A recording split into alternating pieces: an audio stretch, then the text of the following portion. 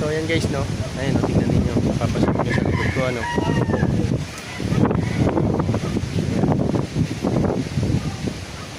Baha. Nandito ako sa may taas. So guys, ayan.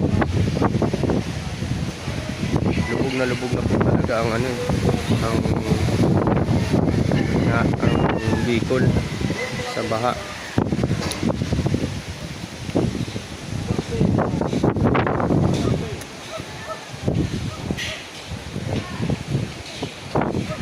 Kailangan po talaga namin ng tulong.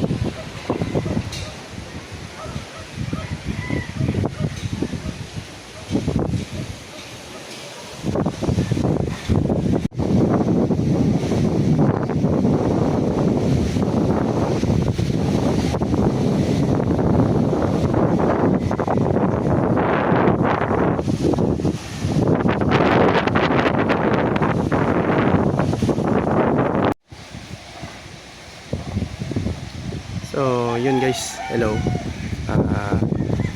Ito na yung update namin dito sa Baguio, dito sa Bicol, sa may part ng Canabang.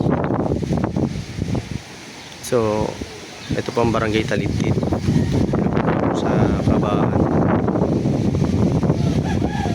Ayan. So meron na po dito mga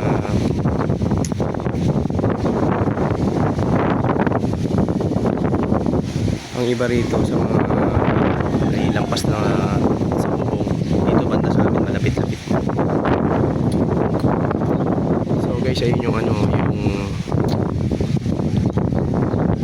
bukid,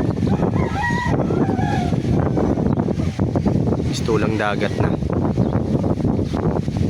yung naging dagat na yung umahan.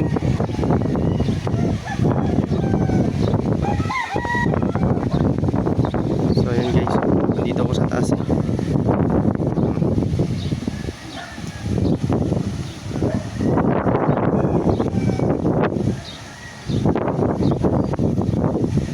Para makita nila.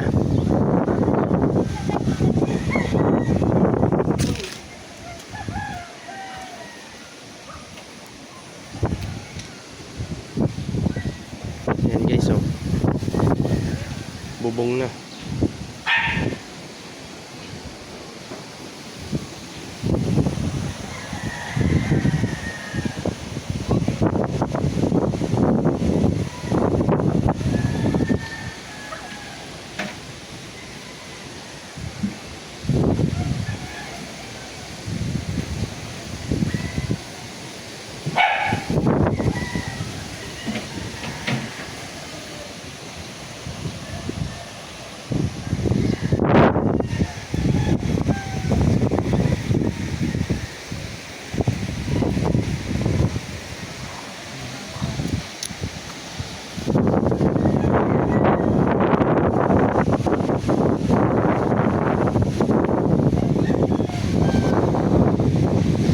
So kailangan po ngayon talaga ng tulong ng ano, ng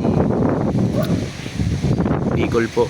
Nag-aantay lang po kami dito ng rescuer para mabigyan kami dito ng pangkain. Kasi wala rin po kami ditong mabibilhan.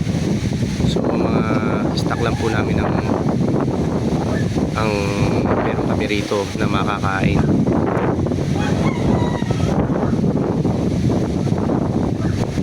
Dahil nagsara po lahat ng mga nagtitinda po rito, kahit po doon sa may sentro po, ano, sa may plaza, sarado na po lahat. So masakla pa po nito, pagkatapos ng bagyong ito ay meron pa pong kasunod. So sana hindi na po tumama dito sa Kabigulan.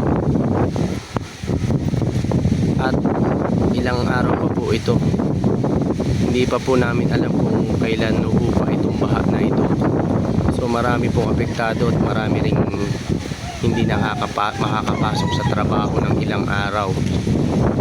So lubog na lubog po ang Bicol sa bagyong ito. Iba po talaga ang bagyong Christine na pumunta rito ngayon sa sa Bicol po.